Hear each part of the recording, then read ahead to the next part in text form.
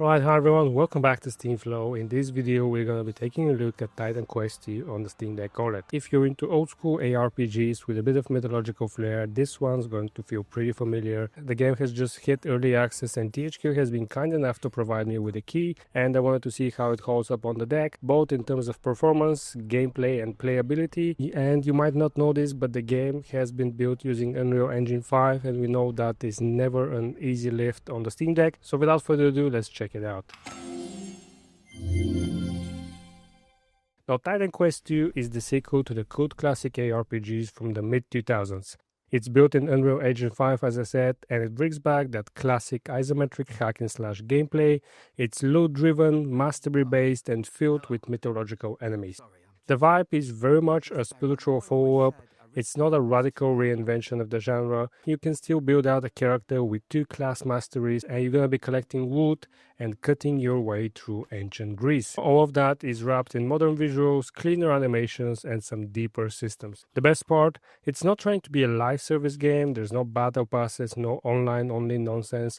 It just works. Quick heads up before we get into performance. If you like this kind of deck-focused breakdowns, check out the SteamFlow Curator page and Steam group. I post performance impressions, settings guides, and curated picks for games that play well on the Steam Deck. Both links are in the description. Give them a follow if you haven't already. It really helps support the channel. So I'm going to talk about performance, and I'm going to give you guys the best settings that I found that I ended up playing with. Titan Quest 2 is technically playable on the Steam Deck, but it's not without issues. Now, Unreal Engine 5 is heavy, and while the game does run, it doesn't maintain a steady 30 FPS even with heavy tweaking. Now, the good news is that the game supports FSR, XeSS and TSR, and after testing all three, I'm going to say that TSR is hands down the best choice.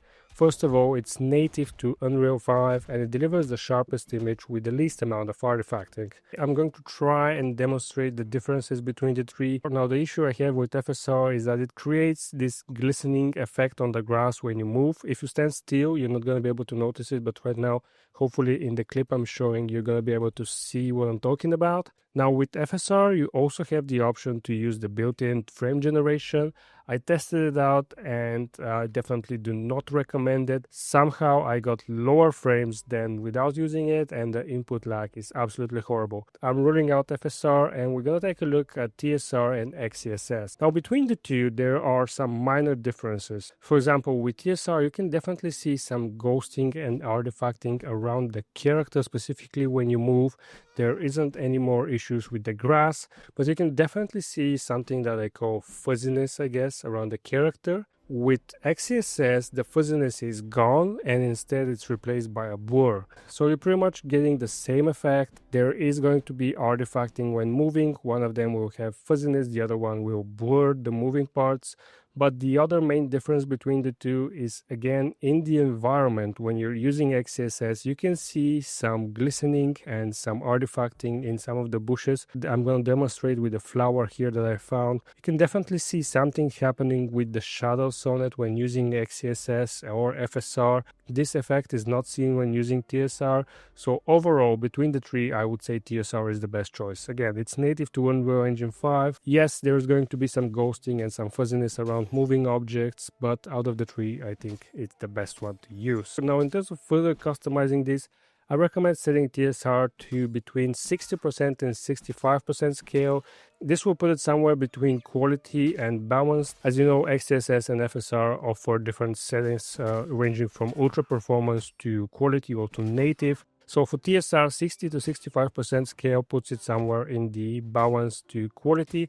I tried testing below 60% and I don't recommend going below 60, so you can experiment with 60 to 65%. That is what got me to around 30 FPS in most area, but there will also be dips in the 25 FPS range. They are pretty common, especially during big fights or heavier scenes. It's not a locked 30 FPS experience, but it is playable, and most importantly, I was still having fun playing it on the Steam Deck. There are definitely games where you can play with 30 FPS and it doesn't feel right, and with 25 FPS you can definitely tell it's not playable, but for this one it didn't actually hinder the gameplay that much. So to sum it up, my recommended settings are to set all graphics options to low, enable TSR and set that to 60 or 65%, and aim for about 30 FPS. Now the FPS and the experience you get on the game can be vastly different depending on the zoom level that you have on your character. So by default from the settings, you have 4 levels of zoom. You can zoom out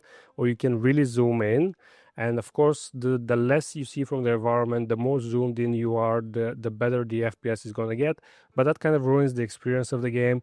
There is a sort of a middle ground where you can still see a lot of the environment, and you can get around 30 FPS. That's what I ended up doing, but this is something that you're going to have to experiment with. There isn't really a specific point, and I'm saying this because if you try to zoom in using a mouse, if you connect the mouse to your Steam Deck and you can zoom in with the mouse scroll wheel, you can fine-tune the zooming. While if you don't use a mouse, you can only choose between 4 different zoom presets. So even though, for example, I'm on the medium zoom, there are going to be a couple of different medium zooms, if you get what I'm saying. So if you want to connect the mouse to the Steam Deck, adjust your zoom level, have it as good as you want, and then you can continue playing. Now I also tested Lossless Scaling. This is Lossless Scaling 1.0, the latest version. And honestly, I wouldn't recommend it for this game. Upscaling from 30 to 60 FPS introduces motion artifacts around the character and around the UI on the bottom. I'm gonna try and see if I can showcase this.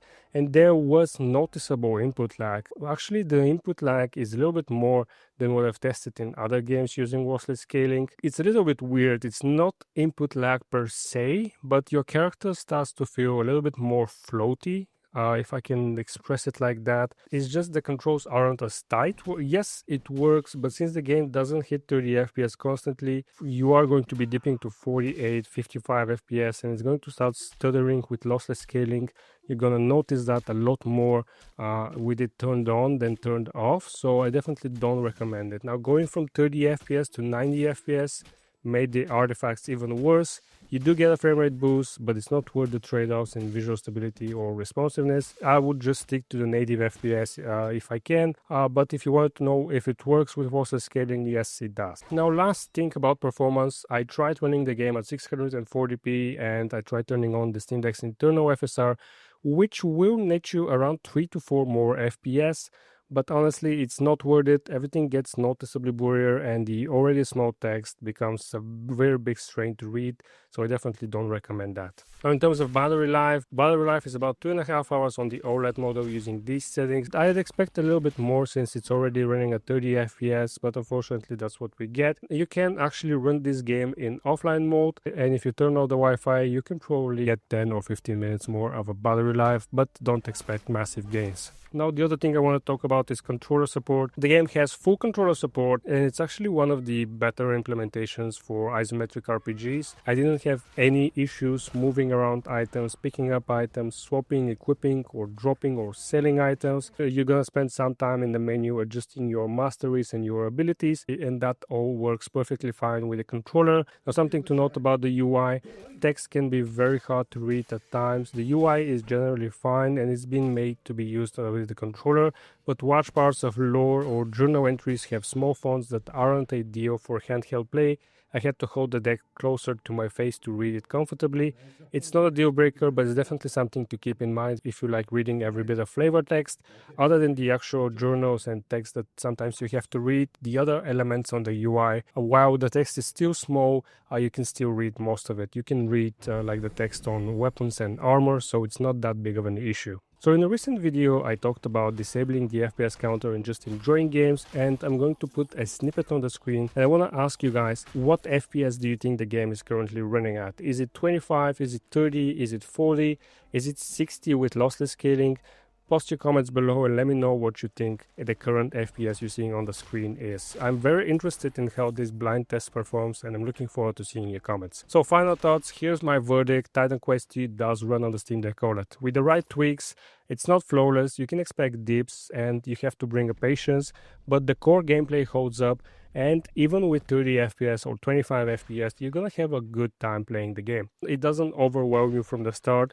It's simplistic, but also has some deep systems, and it brings that classic ARPG without the modern bloat. If you're okay with it having some rough edges, being in early access, I think it's worth checking out, and you're definitely not gonna have a bad time with it. Now that's gonna be it for this video. If this video helped you out, give it a like, leave a comment, and let me know what other games I should be testing on my Steam Deck. Don't forget to follow the Steam Flow Curator page and join the Steam group for more deck tested reviews every week. Thanks for watching, and I'll see you guys in the next video.